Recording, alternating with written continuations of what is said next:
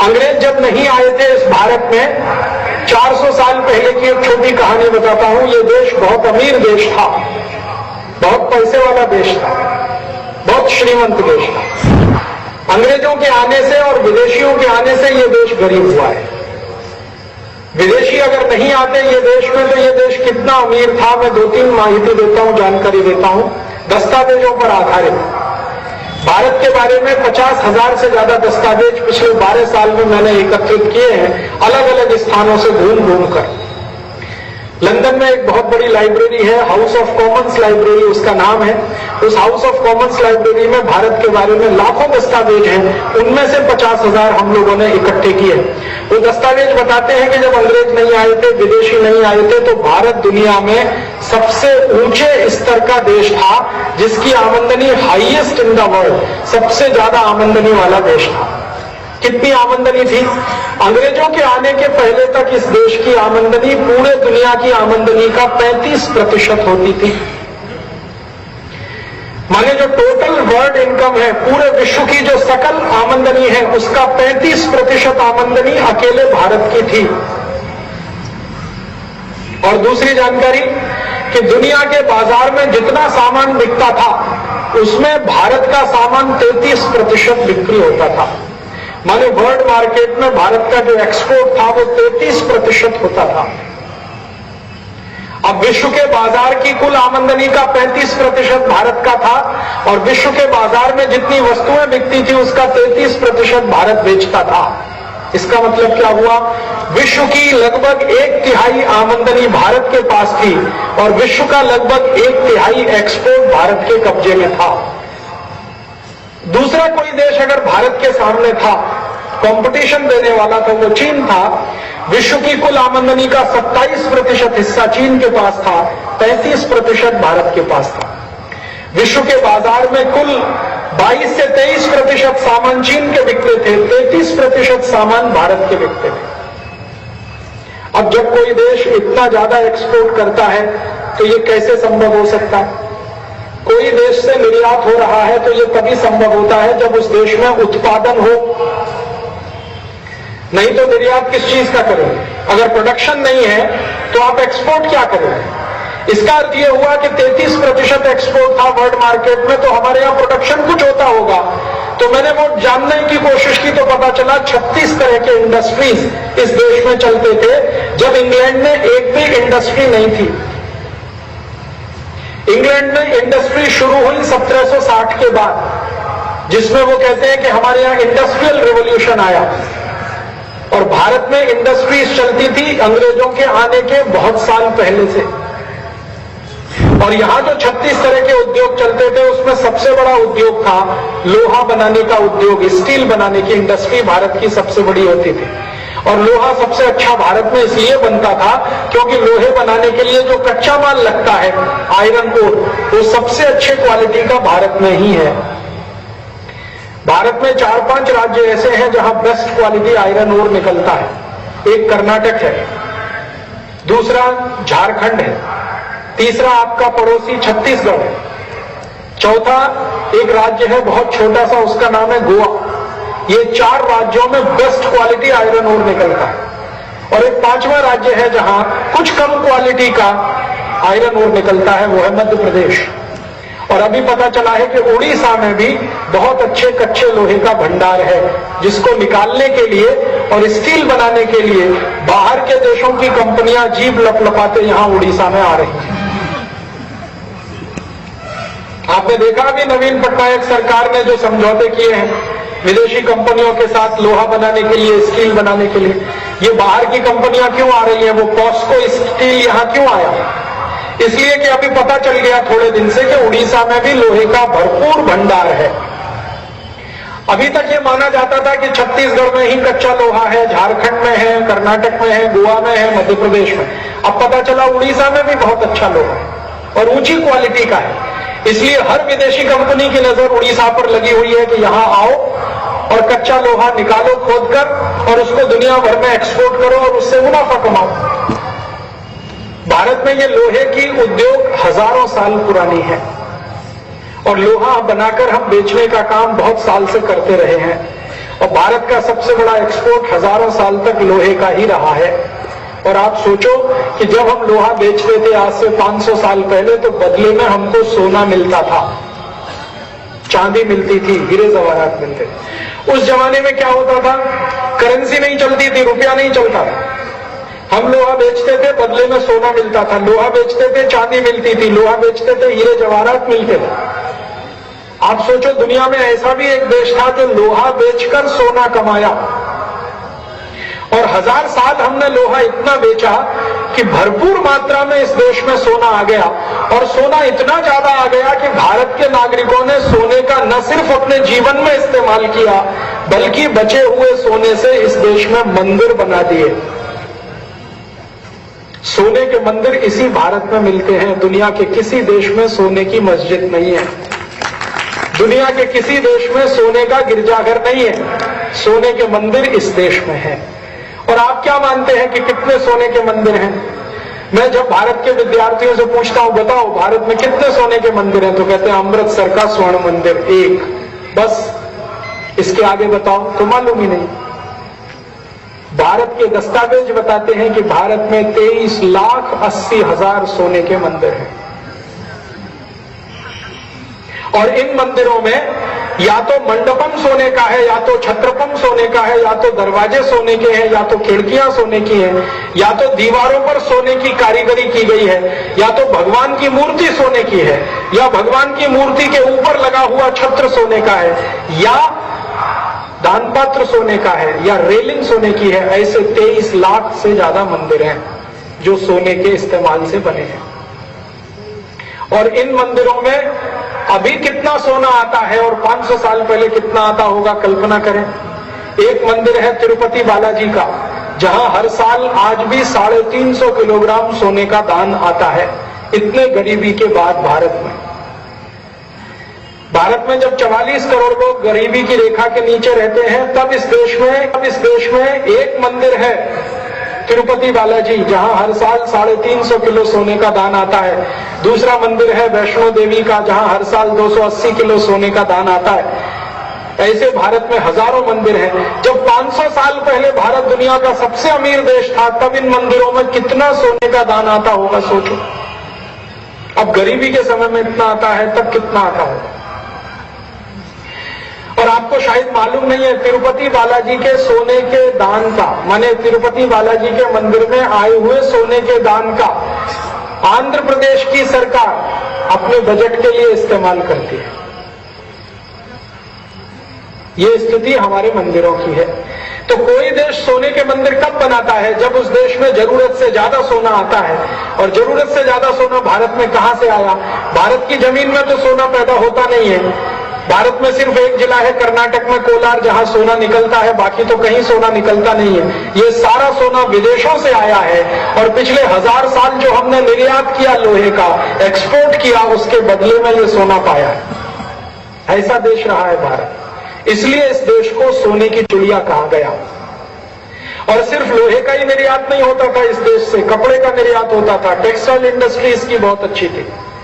मसालों का निर्यात इस देश से बहुत ऊंचे स्तर पर होता था। दवाओं का निर्यात बहुत होता था। आयुर्वेद में 36 तरह के प्रोडक्ट्स थे जिनका एक्सपोर्ट होता था। उसके बदले में सोना, चांदी, हीरे जवाहरात मिलते थे। और वो पैसा इतना अधिक था कि ये समृद्धशाली देश बना और ये सोने की चिड़िया देश बना। और ऐसी इतनी बड़ी लूटमार एक एक मंदिर की हुई तो संपत्ति कितनी रही होगी, समृद्धि कितनी रही होगी। तो ये समृद्धशाली देश था, पैसा वाला देश था, श्रीमंत देश था। इसलिए विदेशी इसको लूटने के लिए आए। कुछ विदेशी आए अपनी सेनाएं लेकर इस देश को लूटने के लिए। कुछ विदेशी आए जिन्होंने सेनाएं लूटने के बाद इस देश में राज भी किया और लगातार लूटते रहे। और कुछ विदेशी ऐसे आए जिन्होंने कंपनियां बनाई और कंपनियों की मदद से लूटा और बाद में इस देश पर 250 साल राज किया।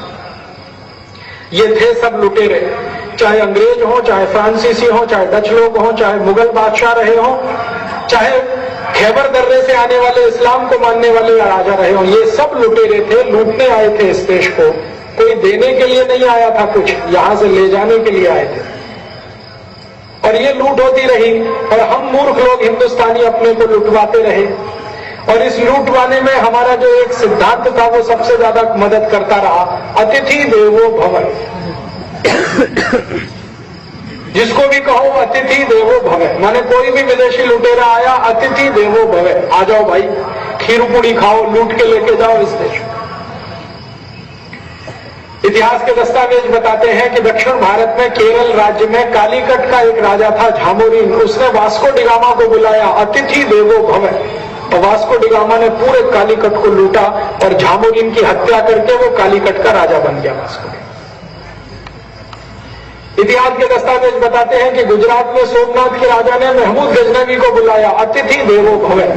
और महमूद गजनवी ने सोमनाथ के राजा की हत्या की और मंदिर को लूटकर 17 साल लगातार संपत्ति ले जाता रहा, अतिथि देवो भव। हमको ये मालूम ही नहीं है कि अतिथि लुच्चे होते हैं, लफंगे होते हैं, लंपट होते हैं, बलात्कारी होते हैं, लुटेरे होते हैं, डाकू होते हैं। हम मानते रहे कि अतिथि तो देवता होते हैं, होते थे सतयुग में, कलयुग में नहीं। रामचंद्र जी का जमाना था तो अतिथि देवो भव होते होंगे, कृष्ण के जमाने में अतिथि देवो भव होते होंगे, आज घोर कलयुग में अतिथि खतरनाक भी होते हैं। और हम अगर ये समझ पाते तो शायद अंग्रेज हमको लूट नहीं पाते और मुगल राजाओं की सल्तनत इस देश में चल नहीं पाती, क्योंकि हम ये समझ नहीं पाए कि अतिथि भी लुटेरे होते हैं, डाकू होते हैं, चोर लुच्चे लफंगे होते हैं। हमने हर अतिथि को आने दिया और लूट कर ले जाने दिया और ये सिलसिला चलता रहा लगभग 10वीं शताब्दी से लेकर 1947 तक। अब क्या हुआ? अब हमारे देश में फिर नेता ऐसे आ गए हैं जो विदेशियों को कह रहे हैं अतिथि देवो भव, आ जाओ, फिर लूट के लेके जाओ इस देश। हमारे जो वर्तमान प्रधानमंत्री है ना, मनमोहन सिंह, ये तो बाहर वालों को बुलाने के चैंपियन, नवीन पटनायक डिप्टी चैंपियन है। और ये दोनों जाते हैं विदेश यात्राओं पर और विदेशियों को बुला बुला के लाते हैं, आओ भाई उड़ीसा को लूट के लेके जाओ, आओ भाई पूरे भारत को लूट कर लेके जाओ। ये मनमोहन सिंह पिछले साल 8 जुलाई सन 2005 को लंदन गए। लंदन में ऑक्सफोर्ड यूनिवर्सिटी में इन्होंने एक भाषण दिया। ऑक्सफोर्ड यूनिवर्सिटी ने मनमोहन सिंह को डॉक्टरेट की डिग्री दी, तो बदले में इन्होंने वहां भाषण दिया और भाषण सुनेंगे तो आपका शर्म से सिर झुक जाए, ऐसा भाषण दिया। मनमोहन सिंह ने कहा कि हमने 400 साल पहले अंग्रेजों के लिए भारत का दरवाजा खोला था, आपकी ईस्ट इंडिया कंपनी आई थी, भारत को 250 साल उसने लूटा था, मैं दोबारा निमंत्रण देने आया हूं, मैंने भारत के सारे दरवाजे खोल दिए हैं, आप आइए और भारत को लूट कर लेके जाइए। ये मनमोहन सिंह का भाषण 8 जुलाई सन 2005 को ऑक्सफोर्ड यूनिवर्सिटी में बोला गया। अगले दिन 9 जुलाई 2005 को लंदन के सब अखबारों में छपा कि भारतवासी 160 करोड़ लोगों को चुल्लू पर पानी में डूब मरना चाहिए, जो उनका प्रधानमंत्री इतनी गुलाम मानसिकता का है, जो अभी भी अंग्रेजों को भूला नहीं है और फिर बुलाने आ गया कि आओ और इस देश को लूट के ले जाओ। और आप जानते हैं कि ये व्यक्ति जब से प्रधानमंत्री बना है तब से हर क्षेत्र इसने विदेशियों की लूट के लिए खोल दिया है। भारत में आइए, कोई भी क्षेत्र में लूटने के लिए आपका स्वागत है। तो अब परिणाम क्या हुआ? ये व्यक्ति जो आज भारत का प्रधानमंत्री है, यही व्यक्ति लगभग 5-6 साल तक वित्त मंत्री भी रहा इस देश का, 1991 से 96 तक। इसने भरपूर मात्रा में विदेशी कंपनियों को बुलाया। फिर इसके बाद जितने भी वित्त मंत्री आए उन्होंने भी इसी के रास्ते पर चलने का काम किया। यशवंत सिन्हा आए, उन्होंने भी विदेशियों को बुलाना शुरू किया लूट करवाने के लिए। तो पिछले 10-12 वर्षों से इस देश में नीति चला दी है, उसका नाम है ग्लोबलाइजेशन, लिबरलाइजेशन, प्राइवेटाइजेशन। और उसमें विदेशियों को बुला रहे हैं, लूट लूट के लेके जाओ, सारे दरवाजे खोल दिए हैं लूट के। और कितनी बड़ी लूट हो रही है इस देश की, कुछ उदाहरण आपको देता हूं ताजा ताजा। अभी थोड़े दिन पहले आपने देखा भारत के हवाई जहाज जहां उतरते हैं और जहां से चढ़ते हैं, हवाई अड्डों को लूट करने के लिए विदेशियों को खोल दिया है। दिल्ली का हवाई अड्डा और बंबई का हवाई अड्डा दोनों विदेशी कंपनियों को लूटने के लिए दे दिया है। आप जानते हैं ये 2 हवाई अड्डों के पास 44,000 एकड़ जमीन है। आप जरा ध्यान से सुनना, दिल्ली हवाई अड्डा और मुंबई हवाई अड्डा दोनों के पास 44,000 एकड़ जमीन है और 1 एकड़ जमीन की कीमत 2 करोड़ रुपए है। माने दोनों हवाई अड्डों के पास लगभग 90 से 95,000 करोड़ रुपए की जमीन है और इन दोनों हवाई अड्डों को विदेशी कंपनियों को मात्र 5,500 करोड़ रुपए में दे दिया है। ऐसे लूटने के लिए इस देश को खोल दिया है। और अब जिस सरकार ने ये सारा धंधा किया, गोरख धंधा किया कि दिल्ली और मुंबई के हवाई अड्डे विदेशी कंपनियों को दे दिए, वो विदेशी कंपनियां कह रही हैं कि हम यहां हर साल 1500-1600 करोड़ रुपए कमाएंगे। 40 साल के लिए उनको दोनों हवाई अड्डे मिल गए, तो 40 साल में 80 से 90 हजार करोड़ रुपए लूट कर लेके जाएंगे वो यहां से। ऐसे हमारा देश चल रहा है। और भला हो कम्युनिस्ट पार्टियों का, जिन्होंने ऐसे लूटखोर प्रधानमंत्री की सरकार को समर्थन दिया हो। मेरे बहुत सारे कम्युनिस्ट मित्र हैं सीपीएम में, सीपीआई में। मैं कहता हूं आप सरकार गिराते क्यों नहीं? खुलेआम ये सरकार विदेशियों के हाथ में देश की लूट करवा रही है। 44,000 एकड़ जमीन जो 90,000 करोड़ रुपए की है आज के बाजार मूल्य पर, उसको मात्र 5 से 6,000 करोड़ में विदेशी कंपनियों को बेच दिया जिस सरकार ने। और आपका खून अभी भी नहीं खौलता है। सरकार से समर्थन वापस क्यों नहीं लेते? गिराते क्यों नहीं इस सरकार को? तो कम्युनिस्ट कहते हैं ये सरकार जाएगी तो दूसरी आएगी, तो आने दो, और दूसरी सरकार भी ऐसा करे तो उसको भी गिराओ, तीसरी करे उसको भी गिराओ, और तब तक गिराते रहो जब तक कोई ठीक सरकार इस देश में नहीं आ जाए। आपको क्या पड़ी है? आपको तो सत्ता में जाना नहीं है, आपको तो कुर्सी पे बैठना नहीं है, आपके मन में तो सत्ता का लोभ नहीं है, लालच नहीं है, तो फिर आप इस सरकार से मोह क्यों करते हैं इतना? गिरती है तो गिरने दो। कौन सी ऐसी खास बात है सोनिया गांधी में, कांग्रेस में, राहुल गांधी में, जिसका मोह आपको जकड़ के बैठा हुआ है कि हम इस सरकार को गिरने नहीं देंगे? भले देश को लूटने दे ये सरकार, हम इसको गिरने नहीं देंगे। ऐसी लूटखोरी मची है। आप सोचो, 2 हवाई अड्डे की 2 बड़ी विदेशी कंपनियां आ गई, एक अफ्रीका की है और एक यूरोप की है। दोनों लूटेंगी, लूट के यहां से पैसे लेके जाएंगी। हवाई अड्डे को विदेशी कंपनियों के लिए खोल दिया, टेलीकम्युनिकेशन विदेशी कंपनियों के लिए खोल दिया। टेलीकम्युनिकेशन कितना जबरदस्त लूटमारी का क्षेत्र है आपको अंदाजा है? इस टेलीकम्युनिकेशन में विदेशी कंपनियों को इन्होंने बुलाया। हज कंपनी आई, फिर उसके बाद 3-4 और विदेशी कंपनियां आई। इन कंपनियों ने, आपको याद है, 1-1 मिनट की कॉल 16 रुपए में करवाई है आपको। 1 मिनट बात किया आपने एयरटेल के फोन से, हज के फोन से, तो 16 रुपए दिया है। आज 1 मिनट की बात आपको 2 रुपए में, 3 रुपए में हो रही है। आप सोचो कितना लूटमार किया है इन लोगों ने। जो आज 1 मिनट बात फोन पर 3 रुपए में हो सकती है, तो आज से 3-4 साल पहले भी वो 3 रुपए में ही होती थी, लेकिन उसमें 14 रुपए लूटा जाता था आपकी जेब से। ये ग्लोबलाइजेशन नहीं हुआ, लिबरलाइजेशन नहीं हुआ, लूट का खुला खेल हुआ है इस देश में। टेलीकम्युनिकेशन में भयंकर लूट किया इन्होंने भारत की, और उसमें पूरी 100% विदेशी पूंजी निवेश की खुली छूट है। ऐसे ही हमारे देश के हर सेक्टर को लूट के लिए छोड़ दिया विदेशियों के हाथ में। पानी बेचने के लिए विदेशी कंपनी आ गई, सॉफ्ट ड्रिंक के लिए आ गई, टूथपेस्ट के लिए आ गई, साबुन बेचने के लिए, मंजन बेचने के लिए, टमाटर की चटनी, आम का अचार बेचने के लिए, पाव रोटी, डबल रोटी, हर चीज विदेशी कंपनियां बेचें, उसके लिए दरवाजे खुल गए हैं। परिणाम क्या हुआ? 400 साल पहले एक कंपनी आई थी लूटने के लिए, अब भारत में 4,500 कंपनियां आ गई लूटने के लिए। 400 साल पहले एक कंपनी लूटती थी हर साल 70 करोड़ स्टर्लिंग पाउंड, अब 4,500 कंपनियां लूटती हैं हर साल 1 लाख करोड़ रुपए से ज्यादा का धन। आजादी के पहले जितनी लूट होती थी, आजादी के बाद उससे 1000 गुनी ज्यादा हो रही है। और हम ताली पीट रहे हैं, स्वतंत्रता दिवस मना रहे हैं, 26 जनवरी मना रहे हैं, और लूट कितने बड़े पैमाने पर चल रही है आप जरा छोटे छोटे हिसाब लगा के देखो। अमेरिका की कुछ कंपनियां आई हैं भारत में, बटाटा चिप्स बेचती है। बटाटा चिप्स माने आलू का चिप्स, पोटैटो चिप्स। एक पैकेट खरीदो 15 रुपए का आता है, और उसमें आलू का चिप्स, पोटैटो चिप्स मात्र 15 ग्राम ही निकलता है। एक बार मैंने एक आलू के चिप्स का, पोटैटो चिप्स का पैकेट खरीदा, रफल्स नाम के ब्रांड नेम से बिकता, वो अमेरिकन कंपनी का है।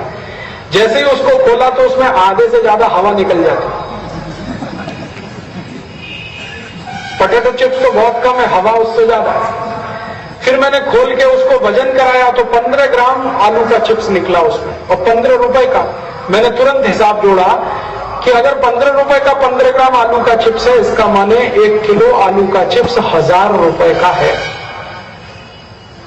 माने 1000 रुपए किलो पोटैटो चिप्स बेच रही है एक विदेशी कंपनी, जिसको आलू मिलता है इस देश में 2 रुपए किलो, 3 रुपए किलो। हमारा किसान आलू पैदा करे तो वो